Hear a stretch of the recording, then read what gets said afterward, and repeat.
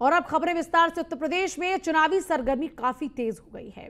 10 फरवरी को पश्चिमी उत्तर प्रदेश की कई सीटों पर वोट पड़ने हैं। एक तरफा खड़ा है सपा आरएलडी का गठबंधन, तो दूसरी तरफ बीजेपी, और फिर जाटों का दिल जीतने की कोशिशें हैं। अब इसी कड़ी में गृह मंत्री अमित शाह ने जाट नेताओं के साथ में अहम मुलाकात की।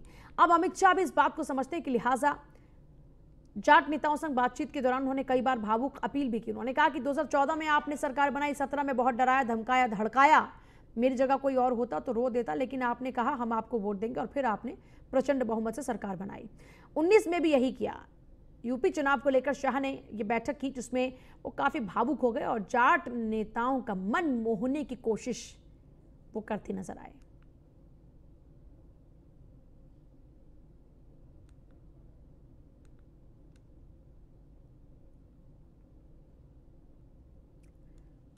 देखिए जाट पूरे समाज की मैं कहूँ तो कुछ लोग आए थे, हमने बातचीत करी है, उन्होंने अपनी बात रखी, एक संवाद हुआ है, अच्छा संवाद है। हमेशा गृह मंत्री जी हमेशा हमारे समाज को बुलाते हैं और कभी भी चुनाव में बात भी करते हैं, और हमारा आपस में लाड़ प्यार भी है। जाट आरक्षण को लेकर कुछ आप लोगों ने भरोसा दिया है?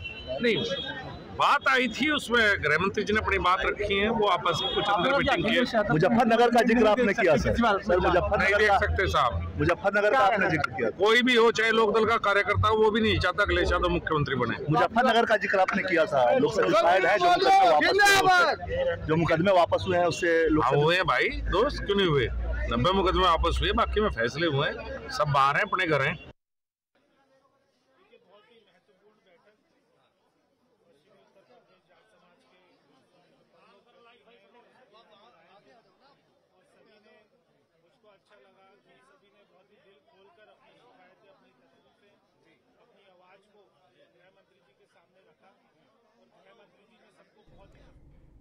बैठक के बाद कुछ जाट नेताओं के साथ में संवाददाता पीयूष तिवारी ने खास बातचीत भी की है। इस दौरान में अमित शाह के साथ हुई बैठक में क्या क्या मुद्दे रहे, इन तमाम मुद्दों पर जाट नेताओं ने अपनी बात रखी। आज अमित शाह जी के साथ बैठक हुई आप लोगों की, क्या कुछ अमित शाह जी ने कहा?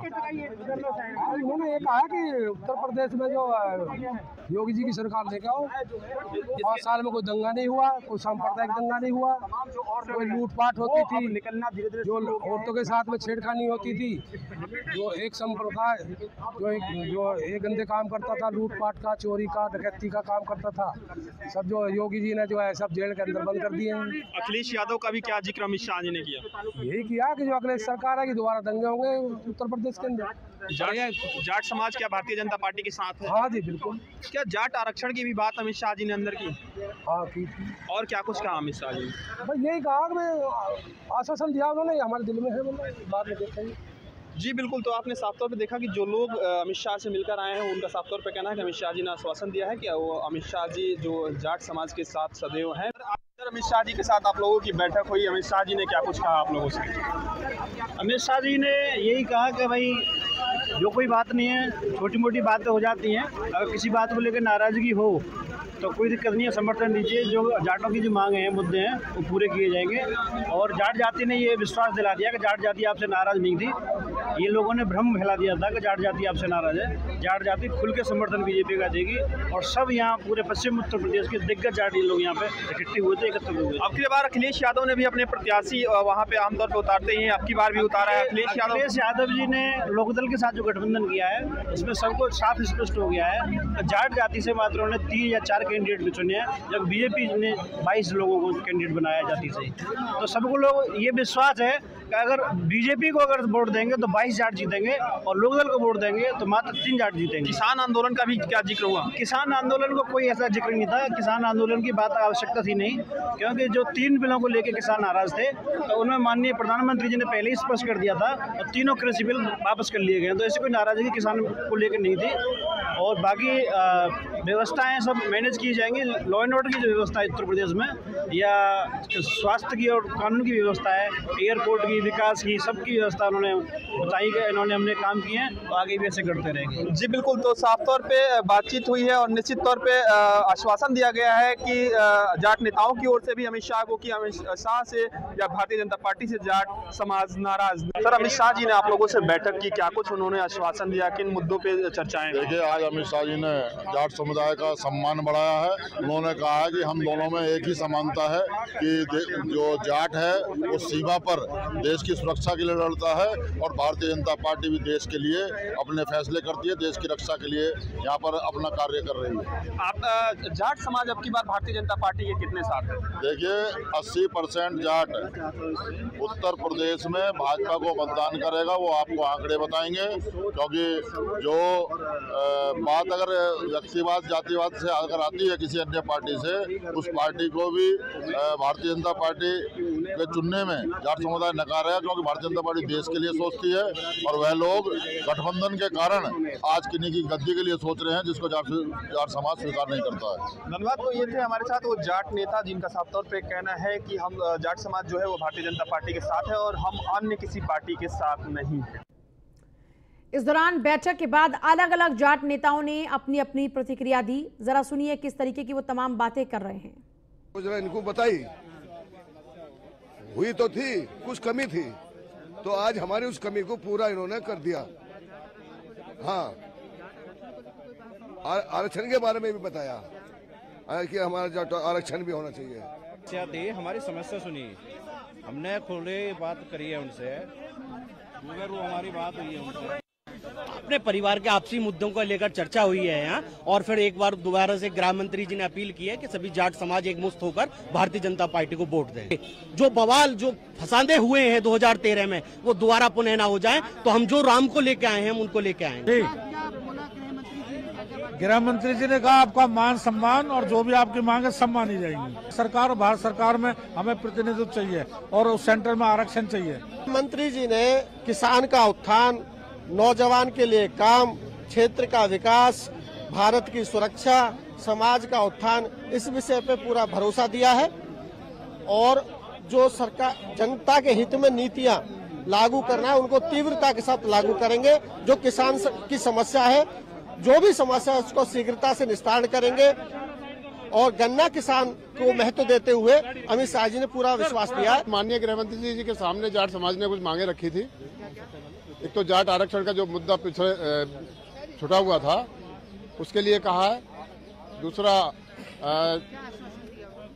उन्होंने कहा कि चुनाव के बाद आपकी कोई निराश नहीं किया जाएगा।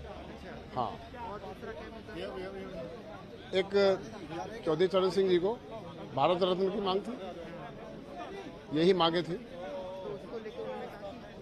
उन्होंने आश्वासन दिया है पूरा, और जाट समाज ने उनको आश्वासन दिया है कि जाट समाज पूरा समर्थन करेगा भारतीय जनता पार्टी को आने वाले विधानसभा चुनाव में। जी हाँ, बोला इन्होंने कि हम और भी बेहतर करेंगे। मतलब गन्ने का रेट में हमने क्या किया है कि पहले तो समय से भुगतान करने के लिए प्रोग्रेस किया है, और जो वादे हमने कर रखे हैं उनको पूरा करेंगे। तो हर सरकार में चलता है, लेकिन उससे मतलब बहुत चीजें सुधार आई है। जिन पिछली सरकारों में मिलें बंद हो चुकी थी उत्तर प्रदेश में, इस सरकार में 20 मिलें उनका विस्तारीकरण हुआ है और गन्ना भुगतान भी ठीक चल रहे हैं। गन्ना मूल्य वृद्धि भी हुई है, किसान सम्मान निधि भी मिल रही है। सुरक्षा को लेकर आज उत्तर प्रदेश चाहे बीमारू प्रदेश होता था, वो अखिलेश जिसने पूरा दंगा इस प्रदेश में किस कदर था, बहन बेटियां सुरक्षित नहीं थी। तो फिर से मुख्यमंत्री जी पे हमें पूरा विश्वास है। पूरा जाट समाज खुले मन से वोट करेगा। वो जाट आरक्षण की समस्या है, बेरोजगारी की समस्या है, महंगाई की समस्या है।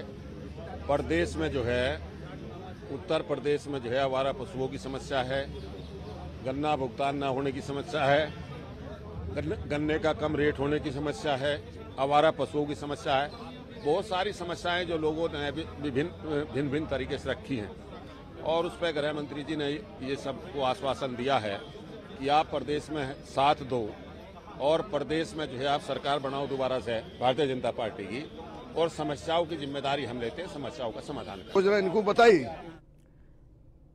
तो आप सभी जो जाट नेता यहाँ मौजूद थे बैठक में, उनकी बात को सुन रहे हैं। उनका कहना यह है कि हर लिहाज से अमित शाह उनका साथ देने को तैयार हैं, बशर्ते वो अमित शाह का साथ दें बीजेपी की सरकार उत्तर प्रदेश में फिर से बनाने में। अब आप इसे समझ रहे होंगे कि अभी तक का जो पूरा चुनाव चल रहा था, इससे पहले तक वो सीएम योगी के चेहरे के नाम और काम पर चल रहा था, लेकिन अब फिर से जो दिल्ली में बैठा शीर्ष नेतृत्व है, मोर्चा उन्होंने संभाल लिया है। आखिरकार यहां पारी अमित शाह को ही खेलनी पड़ रही है। अमित शाह की नीतियों के तहत अब जाटों को मनाया जा रहा है और जाटों के सामने भावुक हो गए अमित शाह। बैठक में अमित शाह ने कहा कि हम जब भी आए, आपने प्यार दिया, वोट दिया, वोटों से हमारी झोली भरी। 2014 में आपने बीजेपी की सरकार बनाई। ये जानकारी देखिए सूत्रों के हवाले से है, क्योंकि खुलकर ये बात कोई ऑफिशियल स्टेटमेंट नहीं है। 2017 और 2019 में भी आपने हमारी सरकार बनाई। इसमें कोई दो राय नहीं है कि 77% से 91% तक वोट परसेंटेज आ गया था पश्चिमी उत्तर प्रदेश में जाटों का, जो कि बीजेपी के पाले में जाकर पड़ा था। जाट भी किसानों के लिए सोचते हैं, बीजेपी भी सोचती है। कई बार आपकी बात नहीं मानी, तब भी आपने हमें वोट दिया। आपके साथ हमारा रिश्ता 650 साल पुराना है। आपने मुगलों से जंग लड़ी और हम भी लड़ रहे हैं। झगड़ा करना है तो मेरे साथ कर लो, लेकिन किसी बाहरी को लेकर मत आओ।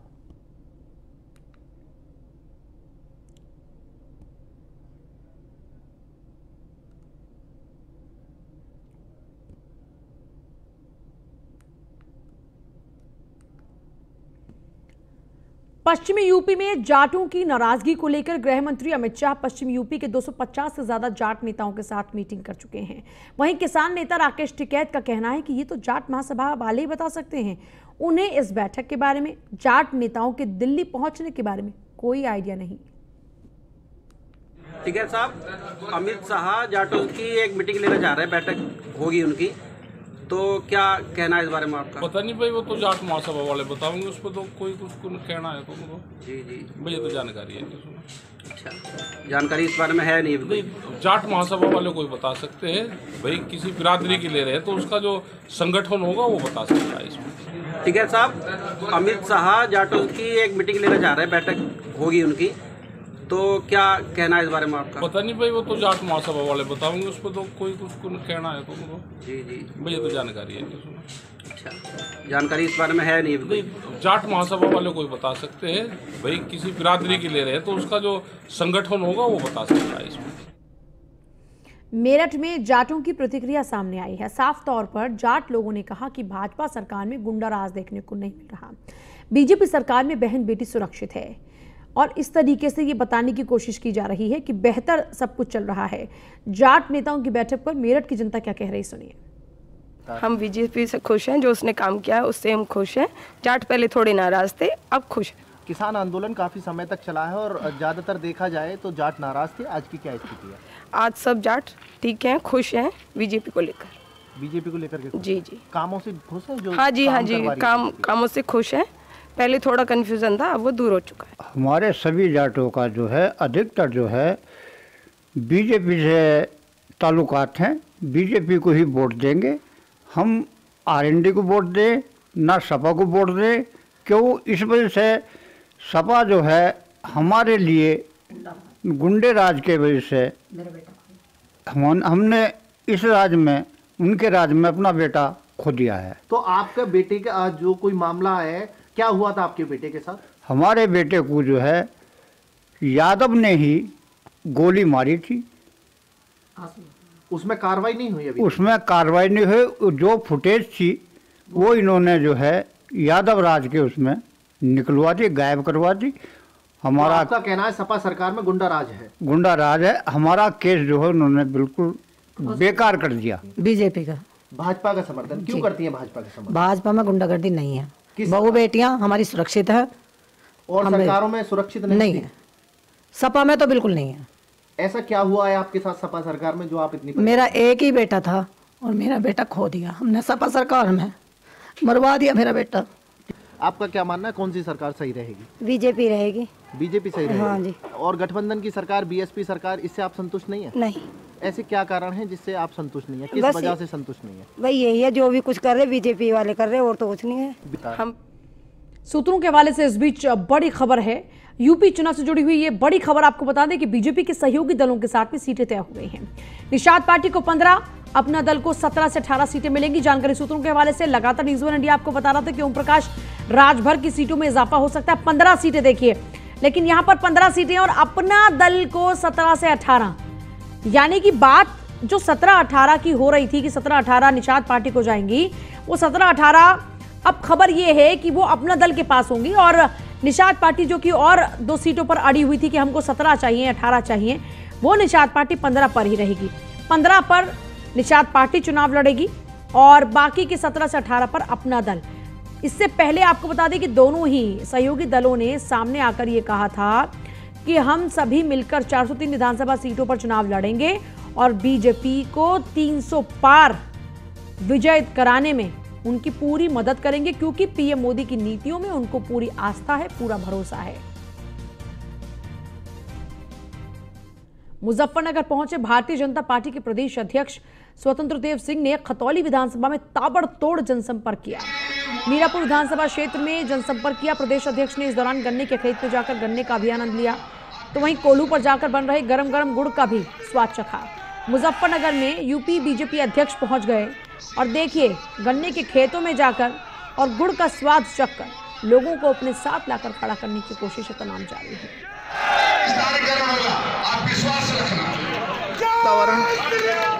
माननीय मोदी योगी जी के प्रति लोगों का विश्वास है।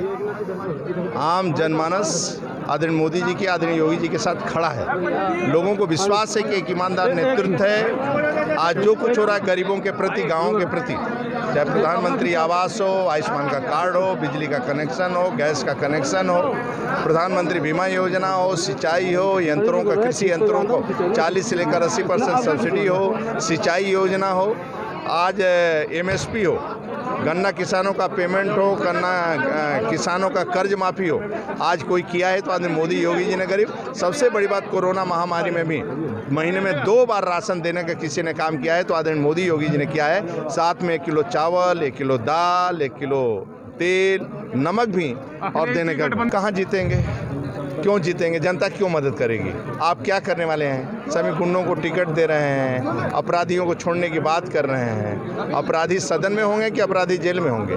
तो अपराधियों का काम है जेल में भेजने का, सदन में भेजने नहीं। उनके राज्य में कभी बिजली आई है? 3 तारें, बिजली की तारें, खम्भे लोग चुरा ले जाते थे, कुछ था ही नहीं। आज मोदी योगी के आने के बाद गाँव में 24 घंटा लाइट आ रही है, लोग खुशहाल हैं, लोग सुखी महसूस कर रहे हैं, कानून व्यवस्था, कानून का राज है। एटा में समाजवादी पार्टी को बड़ा झटका लगा है। पूर्व विधायक अजय यादव ने सपा से टिकट न मिलने पर सपा छोड़ बसपा का दामन थाम लिया। भावुक होकर रोते हुए प्रोफेसर रामगोपाल यादव को खलनायक तक कह डाला। रामगोपाल के पैर छूने पर लात मारने के भी आरोप लगाए। अब बसपा पार्टी से एटा सदर सीट पर चुनाव लड़ेंगे। फोन क्षेत्र के लोग रो रहे थे, चिल्ला रहे थे कि तुम्हें चुनाव लड़ना है, इस क्षेत्र की मान और सम्मान रखना है। तो मैंने ये तय कर लिया कि मैं बहुजन समाज पार्टी से चुनाव लड़ूंगा। ये भी कहा लोगों ने, और मैं कहता हूँ ये कि आने वाली नस्लें, जो हमारी नस्लें हैं वो पैदा होंगी, वो हमें गालियाँ देंगी और कहेंगी तुम एटा पर कैसे हमारे बुजुर्ग थे जो एटा पर अलीगंज का कब्जा करा के चले गए, और उन लोगों को कब्जा करा के चले गए जिन लोगों ने कभी जो है मान सम्मान की बात नहीं की, जिन लोगों ने कभी जो प्लॉट घेरे हैं, लोगों की ज़मीनें घेरी हैं, रो रहे हैं, बहुत से जो हत्याएं कर दी हैं उन लोगों ने। जैसा कि बहन जी का निर्देश मिला मुझे कि आप जाएं एटा, और एटा जाकर अजय यादव जो समाजवादी पार्टी में उस समय थे उनको बहुजन समाज पार्टी की सदस्यता ग्रहण कराओ।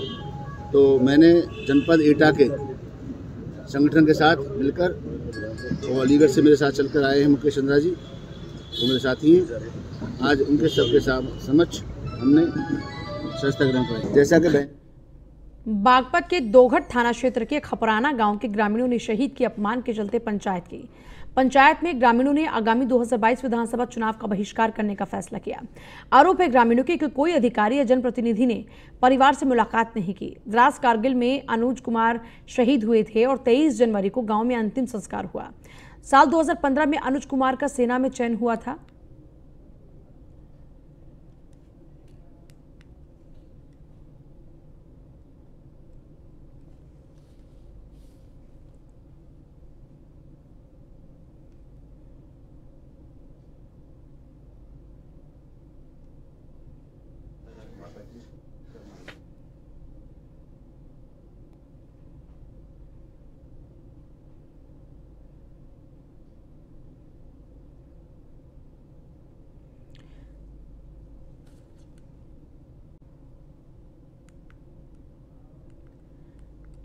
सहारनपुर में गणतंत्र दिवस के मौके पर घर से बाइक पर सवार होकर शहर आने को निकले सुधीर सैनी नाम के शख्स की हत्या हो गई।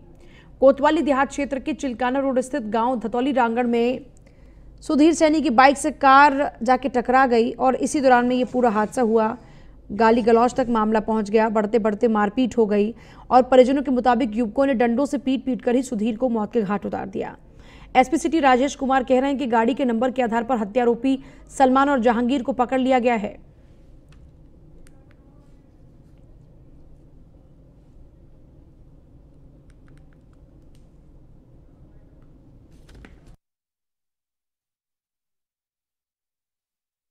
चलो फिलहाल लेने आपसे इजाजत। नमस्कार।